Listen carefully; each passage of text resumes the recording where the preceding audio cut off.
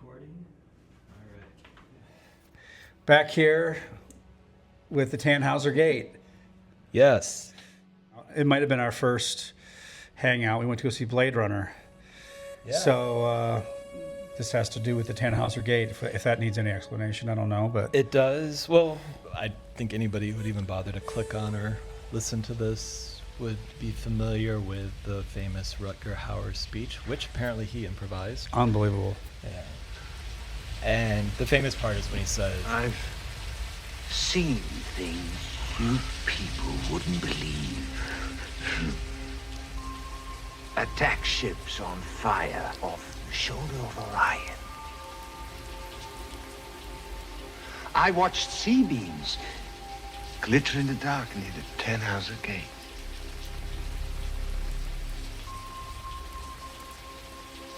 All those moments will be lost in time, like tears in rain. Time to die.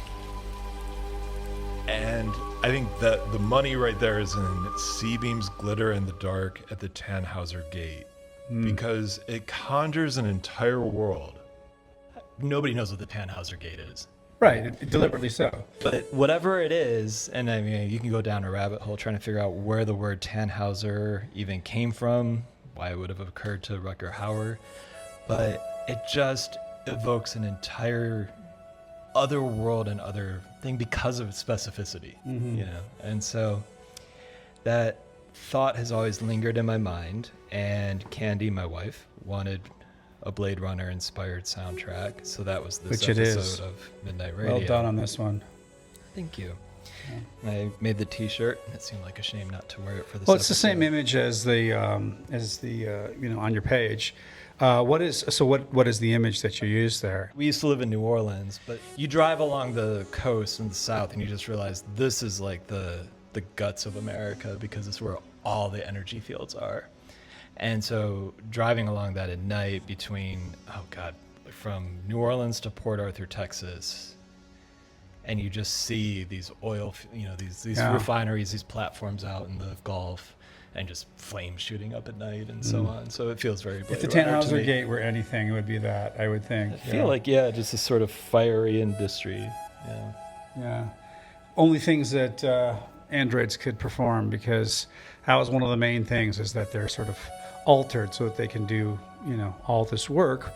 But then all of a sudden they change somehow, or maybe it was just the illusion of this crossover moment where they become somehow interested in doing their own thing, not just the intentions of their programmers, I suppose.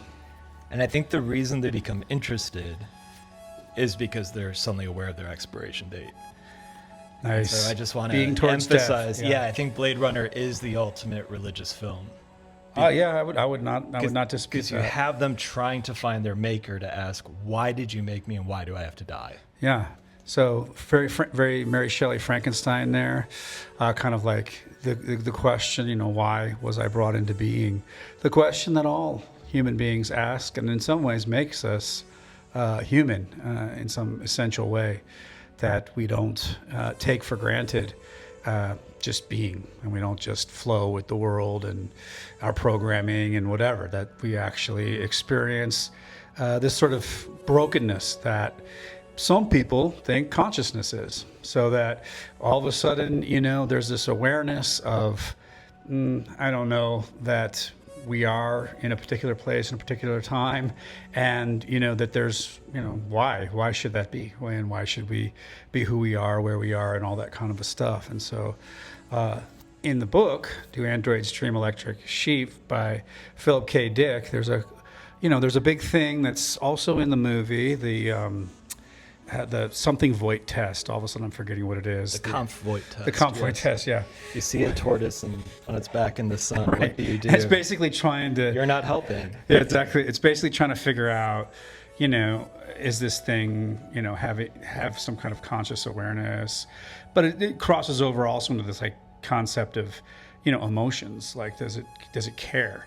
Or does it just adhere to, its programming or whatever? And so in the book also, there's this weird sort of like, I don't know, religious practice that involves like a feeling box. And I'm right now forgetting everything, but it's like, it gives you certain types of feelings. And it's partially a celebration of like having feelings that makes me distinct from the android, even though the android has superiority, as Rutger Hauer did in many ways in that fight scene against, Harrison Ford.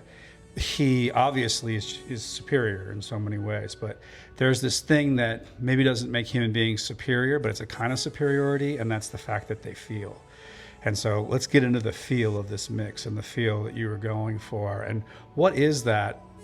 It's certainly this liminal space thing that all the kids are talking about these days.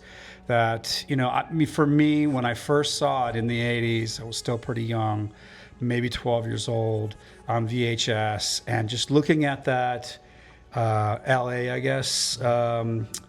I don't know if it's a hellscape really, because it was so interesting. But it's to me. a super cool one. It's a super cool hellscape, I guess. In much the same way that those weird oil refineries are, places of, biological, environmental degradation in so many ways. And they're the heart of our civilization at this point in other ways. And so, you have this eerie look, because I've seen that too, actually, in Louisiana. Like this look of pretty rural surroundings, and then all of a sudden out there, like in the kind of like distance, in this weird glowing light, is this weird oil rig refinery type deal, and it is a very eerie juxtaposition of this wild environment and the and it was dealt with often in Southern Gothic type of. Yeah, there's like this dangerous beauty to it. There you go. Yeah, and I think you hit on two really important parts before we get into music. Okay. Where you're talking about emotions and intention, these replicants, or if we're talking about the Kampf-White test, or even I don't know, the Turing test, but with AI, but does this entity have emotions or intention of its own? How can we measure that? And that is the thing that makes us human. We need to follow them, experience them. And you were saying, because that is preferable to being just an automaton programmed and going no through matter life. how incredible you were as an automaton. Yeah. You could and even if you had seen the Tannhauser Gate, who cares if it wasn't an experience? Right. But I think there's still also so much in spirituality and a lot of the stuff that we've talked about of learning to abide and just be entirely present, right? Yeah. And so this is what I think the Tannhauser Gate is. It's become a symbol for me, because nobody knows what that Tannhauser Gate is. It's just a cool phrase from a really great movie. But I feel like in my mind now, I've sort of made it the zone where two paradoxes collide. And Nice. that's the Tannhauser Gate. So in recovery, one day at a time, so I can stay sober for the rest of my life. Yeah. There's so much wisdom in the tension between these two ideas. Mm-hmm. And I liken it to the act of falling asleep, where I cannot get into bed and say, I'm going to fall asleep right now. Yeah. I have to have some intention of going to bed, but I can't actually will myself to sleep. I have to let go. Yeah. And I think that zone, when you're right on the edge of consciousness, not consciousness, or watching two truths kind of collide and you're able to stand in the center of it, that to me is the Tannhauser Gate. So when we talked about in a previous episode, when I was dealing with panic disorder, I had to give myself panic attacks and willingly experience them to get rid of panic attacks. So it's fascinating. these Yeah. weird moments where different things collide, and I feel like so much when we get into intentionless intention, non-practice is my practice, Yeah. I want to have awareness to be non-aware, all these different like paradoxes, and just to be able to stand back and watch them sort of swirl around. That to me in my mind just becomes what the Tannhauser Gate is. It's where like all these wisdoms are colliding. So As long as it's held in productive tension, as long as there's the imaginary, there's the intention, and then there's the bodily manifestation or incarnation of that, and all the burden and suffering and joy and happiness that comes along with that, then you have, this very productive paradox between intention and non-intention. But, separate them away and, give a human being fully automated, whatever luxury, whatever, and their life is suddenly meaningless. But the people who are left on Earth, in both the book and the movie, still are living a pretty degraded life. They're not living in Elon Musk's, super society of the better sort of people on Mars or wherever, where everything has been optimized and there is, just nowhere else to go. There's nowhere to progress. And so, they're in a very different, sort of set of categories, I guess. They're still in human categories.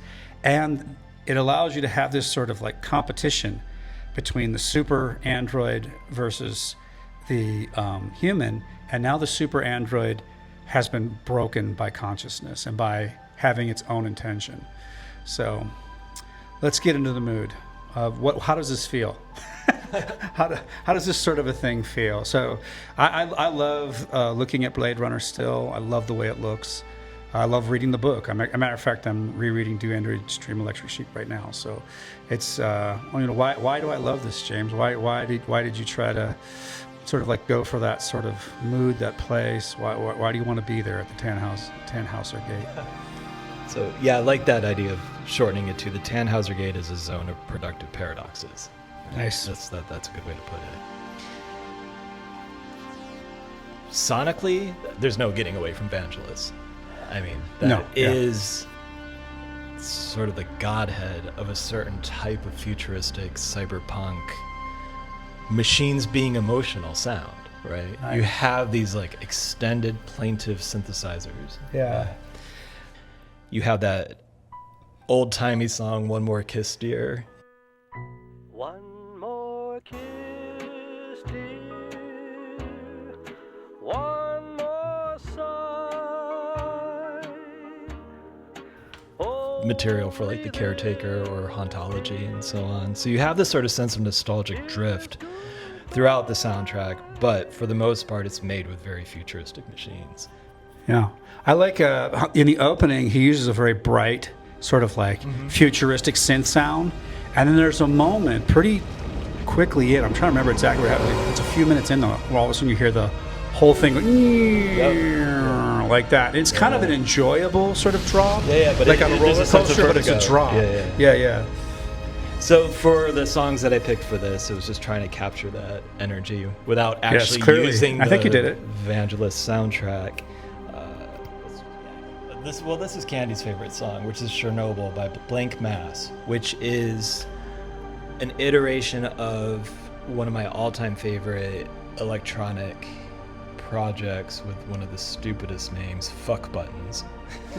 It's a very tragic synthesizer song, which then I think flows really nicely into Alessandro Cortini, which was a weird backwards realization with him, and then Cliff Martinez. There we go.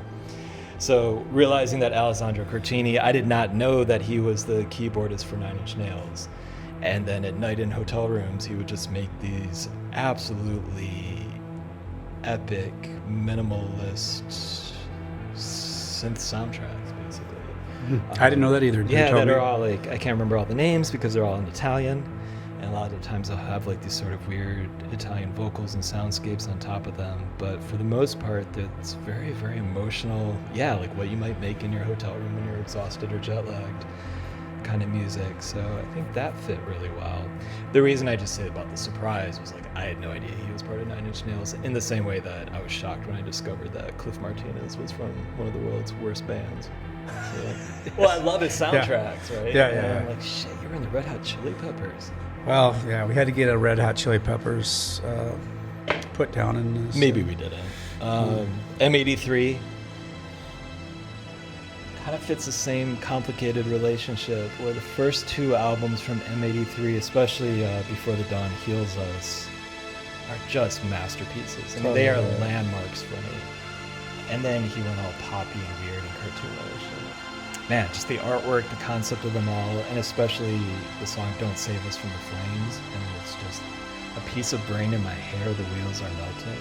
You know, that's Wow. full Blade Runner. Yeah. But for this one, I used one of his more softer ambient songs, On a White Lake, near Green Mountain.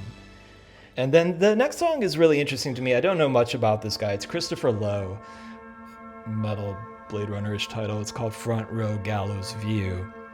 He's a tuba player.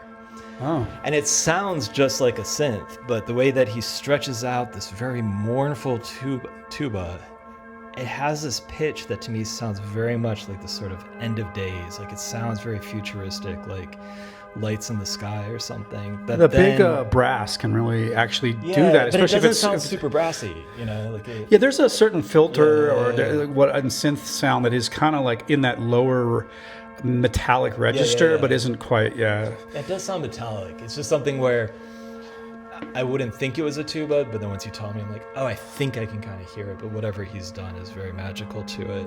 And then that end of days energy really leads up to Bremen. I think they're Swedish, Northern European of some sort, on one of my favorite labels, Blackest Ever Black. And it's one of those great songs. This really does sound like searchlights in the sky, and like floodlights, you know, just some sort of like, you know, absolute disaster happening while the skyline burns sort of song. And they hit this wonderful groove, you know, and it goes on for 8 minutes, and it does one of my favorite moves where it starts to fade out, and you're like, oh, that was great. And then it fades back up. They're like, we're not going to let this go. I always just think that's a wonderful move for an artist to make. Like, we're going to bring it back. Psych out. Yep. So it was a nice psych out ending. That's the mix.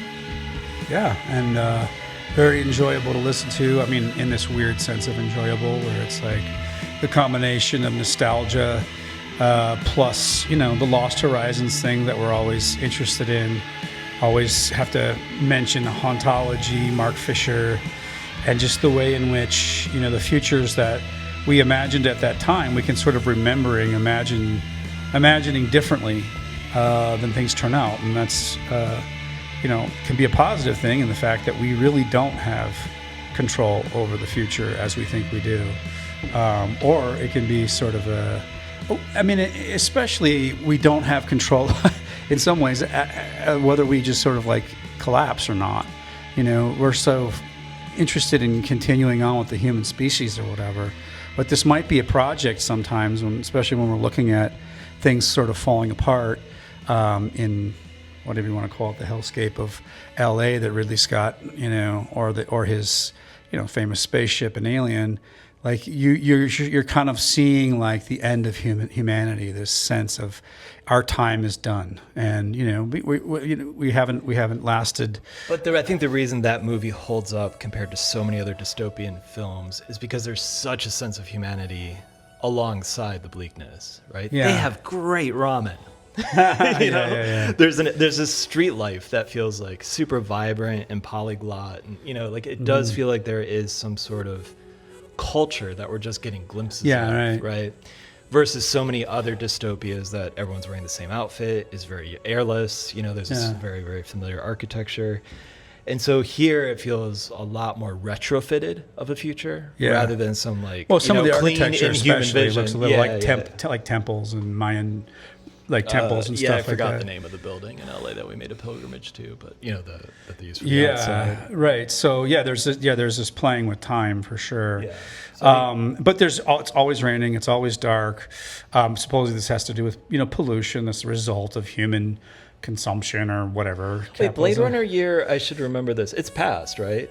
Yeah, it was like Los Angeles 20 something. Yeah, 2012, recent. 2022. I think it was one. It was like that. Something like that. I don't know. Yeah. But I mean, it's always kind of bracing to realize like this vision of the future that in 1982 probably seemed like, whoa, I bet that's what 2000 is going to be like. You know? Yeah. And then, famously, there's a lot of Atari signs for one thing. That's pretty, you know, hilarious. But, you know, other things like this mixing of cultures, especially LA culture with like Asian, Hispanic, kind of heavy flavoring, you know, in the whole thing. There's a lot of that stuff. Not in that way, but you know, a lot of that stuff has, you know, come to pass as well. Certainly, a lot of the cyborg stuff with the guy who makes all the eyeballs and all the human body parts or whatever. Yeah, I think that's it just struck me the idea that that vision of the future, though, it's so much more of an external future, right? And then if you did a cut to today, there is something pretty magical. Like, I mean, if you were in 1982 and suddenly saw a shot of everyone staring at their little piece of glass, like that does seem pretty stunning, of a change. But our future has gone so much more internal, where it's not architectural, it's not necessarily even part of the urban fabric. It's very much an isolated personal experience that's changed. Yeah, and it's interesting to think about. I'm not a big fan of like when people go back and look at like Star Trek, and like, oh, like we look at how predictive it is or whatever. I like that it's not very predictive, right? Yeah. in so many ways. I mean, one of the persons I was reading the book, "The Androids Dream Electric Sheet" with, was like, well, does this have like predictive technologies in it? And I'm like, no, it's not even about that. It's about what it means to be a human being, like all great literature is. Right. So it's a religious story. Yeah, it absolutely is. And there's much more religion in the book than there is in this one. But even here, it shows up. I mean, part of the whole replicant thing with having a real animal or versus a fake animal and all that kind of stuff. Again, it has to do with this distinction between like what is real and what is artificial, and you just you shoot off into this whole simulacrum thing, which I don't think we want to do right now, as that would take a while. But like, yeah, just but it's queued up at the very end with probably one of the most damning lines at the end of the movie, of "Too bad she won't live, but then again, who does?" Yeah, yeah. All right, and what makes it's just interesting, and it's proof positive that Heidegger was right about some things, not about being a Nazi scumbag, but he was right about that it is the death, it is the end that gives you your intention.